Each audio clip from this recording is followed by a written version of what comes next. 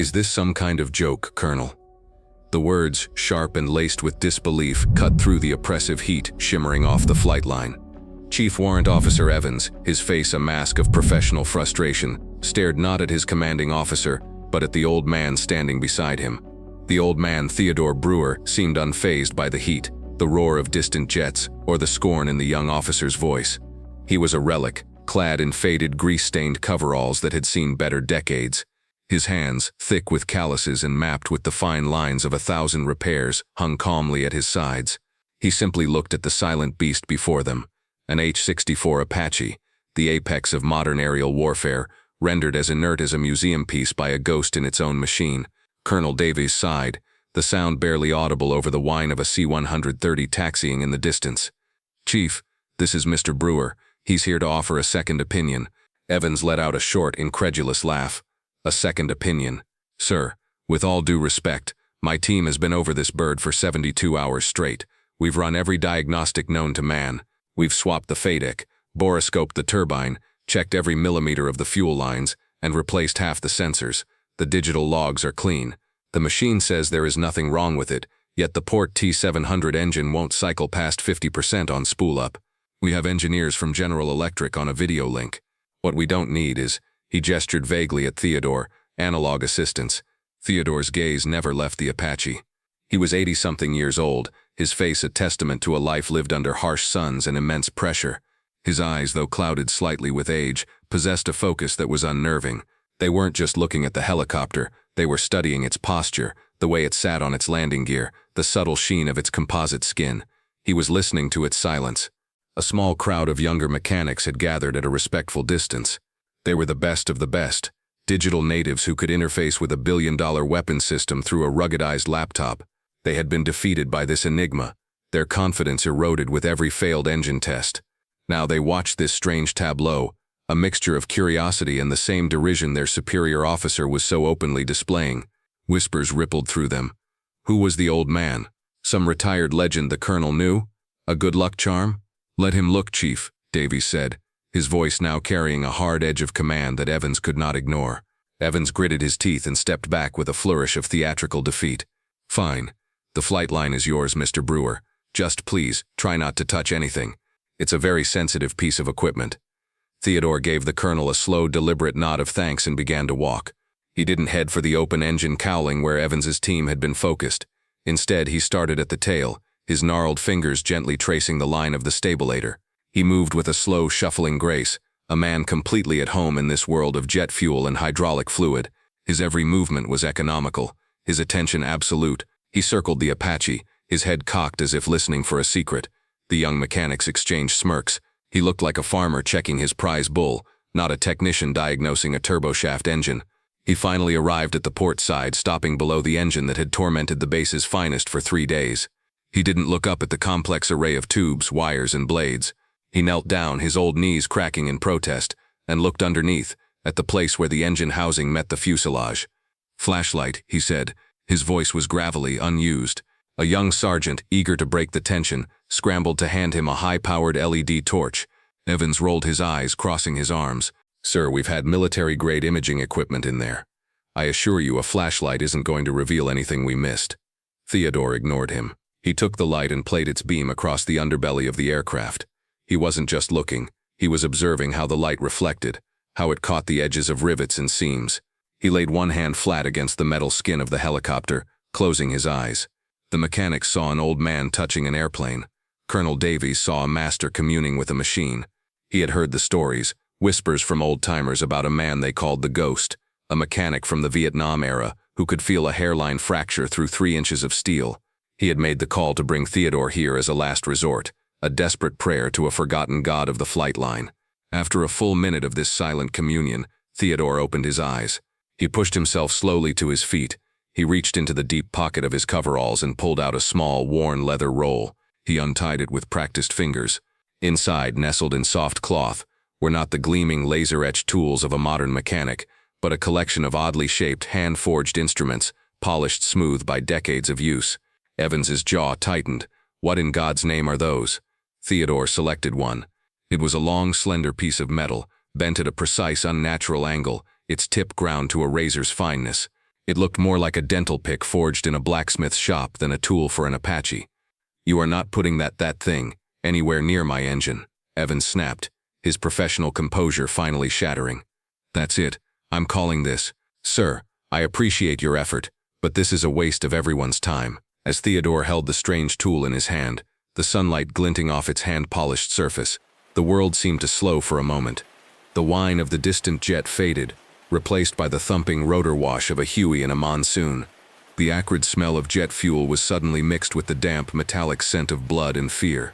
He wasn't on a pristine American flight line. He was in a muddy clearing in the A-Shao Valley, rain plastering his hair to his face. A young pilot, his face pale with shock, was screaming over the storm. "We have to go. They're coming." The Huey's engine was sputtering, a critical linkage severed by a piece of shrapnel. There were no spare parts, no tools, just the wreckage of a burned-out truck nearby. In his mind's eye, he saw his younger self hammering a red-hot piece of leaf spring against a rock, shaping it, grinding it, creating the very tool he now held in his hand.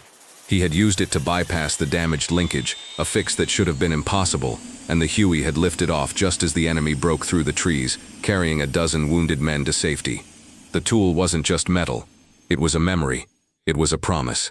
Back in the present, Sergeant Miller, a young but sharp mechanic who had been watching the entire exchange, felt a knot of anger tighten in his stomach. He had seen the way Evans was treating the old man, the sheer disrespect. But he had also seen the look in Mr. Brewer's eyes. It was a look of deep, unshakable certainty. Miller had seen that look once before, in the eyes of a bomb disposal technician about to disarm a complex IED. It was the look of a man who saw a different reality than everyone else, a world of cause and effect invisible to the untrained eye. Evans took a step toward Theodore, his hand raised as if to physically stop him. "Mr. Brewer, I am ordering you to step away from the aircraft. You are a civilian, and you are interfering with a critical piece of military hardware. Do not make me call the security forces." This was the final humiliation, the ultimate overreach. The threat of arrest hung in the hot, still air. The other mechanics shifted uncomfortably. This had gone from a curiosity to a crisis. Miller knew he couldn't challenge a chief warrant officer directly. It would be his career, but he couldn't just stand by and watch this happen. He subtly pulled out his phone, keeping it low and out of Evans's line of sight. His fingers flew across the screen, sending a text message not to a friend, but to the colonel's executive aide, a man he knew was monitoring the situation from the command tower. The message was brief and urgent. "Sir, CWO Evans is about to have Mr. Brewer escorted off the flight line by SF. He's threatening to detain him. The colonel needs to get back down here now. I think the old man found it. I really think he found it." He hit send. The message flew across the base's network, a digital spark of rebellion. In that moment, the audience and Sergeant Miller knew something Evans and his crew did not. Help was on the way. The balance of power was about to shift, and the quiet dignity of the unassuming hero was about to be vindicated in the most spectacular way imaginable. Inside the climate-controlled quiet of the base command building, Colonel Davies stormed back into his office, his face grim. His aide met him at the door, phone in hand. "Sir," a text from Sergeant Miller on the flight line. Davies snatched the phone and read the message. His expression hardened. "Get me the base archives, now." The aide, already anticipating the command, had the number on speed dial. A moment later, a reedy voice answered. "Archives, Specialist Rowe speaking." "Rowe, this is Colonel Davies. I need a service file lookup. Brewer, Theodore, Brewer. He would have served from the late 60s to the early 80s. Aviation maintenance." There was a frantic clicking of a keyboard on the other end. "One moment, sir. Got it. Brewer, Theodore. Wow. Okay, sir. This file is extensive. Read me the commendation, Specialist," Davies ordered, pacing behind his desk. "Yes, sir. Let's see. Distinguished Service Cross, Silver Star, Legion of Merit, Distinguished Flying Cross, 16 Air Medals, one with a V for Valor, Purple Heart with 2 oak leaf clusters. Sir, the list of commendations is 4 pages long." Davies stopped pacing. "What about the citations, the narratives?" "Right. The Distinguished Service Cross citation reads, 'For extraordinary heroism in action, on the 12th of March 1969, Specialist Brewer, with complete disregard for his own safety, remained with a downed medevac helicopter under intense enemy fire. For 6 hours, using improvised tools forged from wreckage, he repaired a catastrophically damaged rotor assembly and a severed fuel line, enabling the evacuation of 9 critically wounded soldiers. Sir, There's more, a dozen more just like it. Field expedient engine swaps under fire, landing gear repairs during active engagements. They called him the ghost of the A-Shao because he could make dead birds fly again. Davies felt a chill run down his spine despite the office's cool air. He had known Brewer was good, but this was the stuff of legend. He was standing on the shoulders of a giant and hadn't even realized the man's true stature. There's a note here from a General Peterson, the specialist added. It seems he was one of the pilots Brewer saved. The note just says, if this man ever asks for anything, give it to him. He is the finest battlefield mechanic this army has ever produced. Full stop. Davies hung up the phone. His aide looked at him, eyes wide. Sir? Get my car, Davies commanded. And get 4-star General Peterson on the phone. Tell him a ghost from his past is on our flight line, and he's being threatened with arrest. Back on the tarmac, the confrontation had reached its peak. Theodore, holding his strange handmade tool, had ignored Evans's threat completely. He was pointing with its delicate tip toward a spot deep within the engine's guts, a place buried under a nest of wires and conduits. There, Theodore said, his voice calm. The bleed air valve's pneumatic line. There's a crack. Evans squinted, his face red with fury. That's impossible. We scoped that entire section twice. The fiber optics showed nothing. There is no crack. He stepped forward, his body blocking Theodore's access. That's it. I've had enough. Sergeant, he barked at one of the younger mechanics. Go get the security forces. Tell them we have an unauthorized civilian interfering with military property. The young sergeant froze, looking from the furious chief warrant officer to the impossibly calm old man, and then to the silent colonel who had brought him there. It was an illegal order, but it was an order nonetheless. But before he could move, a new sound cut through the air. Not a jet engine or a helicopter, but the squeal of tires on asphalt. A black command vehicle, a Ford Expedition with official government plates, was driving directly onto the flight line, breaking a dozen protocols. It screeched to a halt just yards from the Apache. The mechanic snapped to attention. Evans spun around, his mouth agape at the breach of regulations. Colonel Davies emerged from the passenger side, his face like thunder. But it was the man who emerged from the back seat that caused every jaw on the flight line to drop. He was an older man, but he moved with a powerful, coiled energy. He wore a flight suit, and on his shoulders were the 4 gleaming stars of a full general. His face was a mask of grim purpose. It was General Peterson, the visiting commander from Army Futures Command. The sight of a 4-star general appearing unannounced on an active flight line was so unprecedented it was like seeing a unicorn. The world seemed to stop. The wind died down. The distant hum of the base faded into nothing. Evans's anger evaporated, replaced by a cold, sickening dread. He snapped the most rigid salute of his life. General, sir, I was not aware you were. General Peterson didn't even look at him. He strode right past the saluting chief warrant officer, his eyes locked on one man. He walked past the state-of-the-art helicopter, past the assembled crew of expert technicians, and stopped directly in front of Theodore Brewer. The entire flight line held its breath. The 4-star general, a man who commanded armies and advised presidents, clicked his heels together. He raised his hand to his brow and delivered the sharpest, most respectful salute Evans had ever witnessed. It was a salute of profound deference, a gesture from a subordinate to a superior, though no rank insignia graced Theodore's faded coveralls. Teddy? The general's voice was thick with emotion. My God, it's really you. Theodore slowly lowered his tool. A flicker of recognition sparked in his ancient eyes. He gave a small, almost imperceptible nod. Pete, you got old. A choked laugh escaped the general. He dropped his salute and looked at the stunned faces of the mechanics around him. His voice boomed across the tarmac, each word a hammer blow of truth. Men, you have the privilege of standing in the presence of a living legend. This is Theodore Brewer. When I was a 23-year-old captain, my bird went down in the AH-64 Valley. We were surrounded, taking heavy fire with multiple wounded. No one could get to us. But Teddy Brewer flew in on a dust-off Huey that had no business being in the air.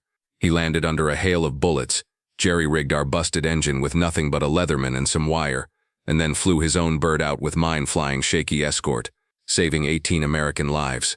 The man you see before you is not a mechanic. He is a miracle worker. He turned to Colonel Davies. Colonel, read the man's citation. I want everyone to hear it. Davies pulled out his phone, his hands steady.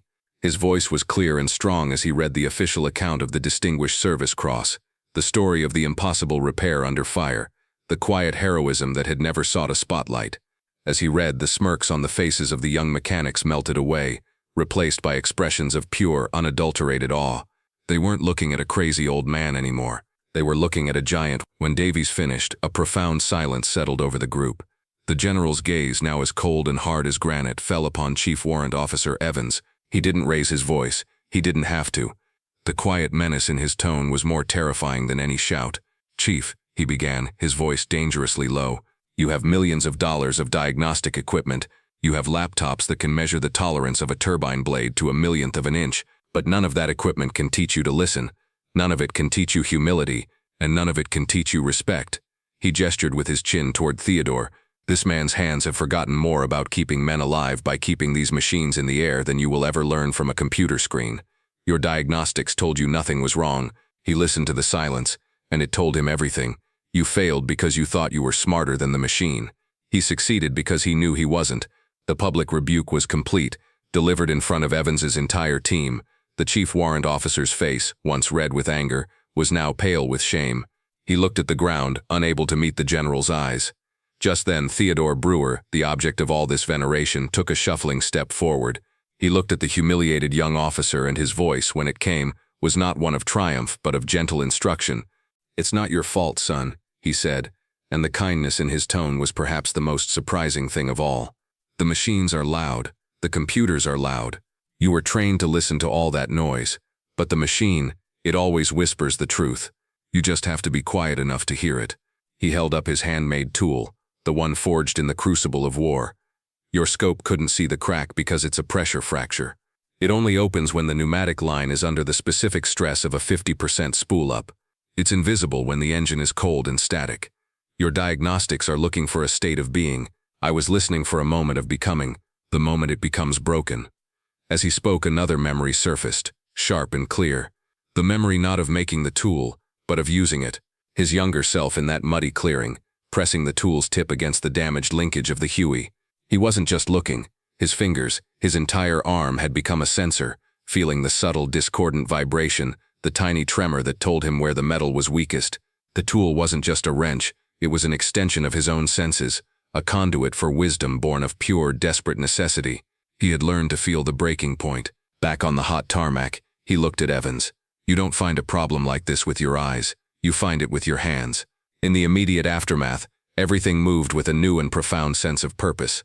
Following Theodore's precise instructions, a maintenance crew, including a now silent and humbled CWO Evans, carefully removed the indicated pneumatic line. There, under a microscope in the maintenance bay, was the fracture. It was almost invisible to the naked eye, a hairline crack no thicker than a spider's thread, but it was exactly where Theodore had said it would be. The part was replaced. The Apache's cowling was sealed. With General Peterson and Colonel Davies watching, the pilot initiated the startup sequence. The port engine spooled up, whining past 50%, then 60, then 80, until it settled into a perfect, stable, deafening roar. The ghost in the machine had been exorcised. General Peterson turned to Colonel Davies. "I want a new mandatory training module developed for every maintenance crew on this base, and I want it distributed to the entire Army Aviation Branch. Call it Advanced Tactile Diagnostics and Intuitive Engineering. And the lead instructor," he said, placing a hand on Theodore's shoulder, "will be Mr. Brewer if he'll accept the paid position." The next day, a formal base-wide commendation was issued, not only honoring Theodore for his discovery, but also officially documenting his legendary service record for a new generation. CWO Evans was not disciplined in the traditional sense.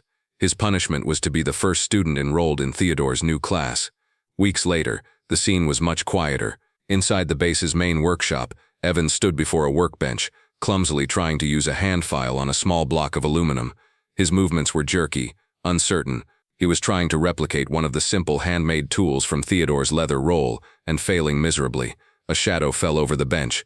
Theodore stood beside him, holding a steaming mug of coffee. He watched for a moment, then set his mug down. He didn't say a word about the incident on the flight line. He simply reached out and gently adjusted Evans's grip on the file.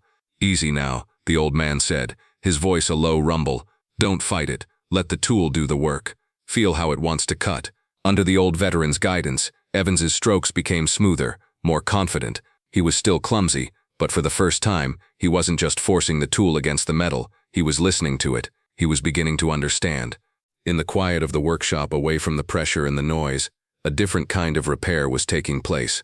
one of mentorship, humility, and the timeless transfer of wisdom. Theodore Brewer's story is a powerful reminder that the greatest tools we have are not always found in a box but in the hands and hearts of those who came before us. True expertise is earned in fire, not just downloaded from a screen. If you were inspired by this story of unassuming valor, be sure to like this video, subscribe to Veteran Valor Stories, and share it with someone who appreciates the quiet masters among us.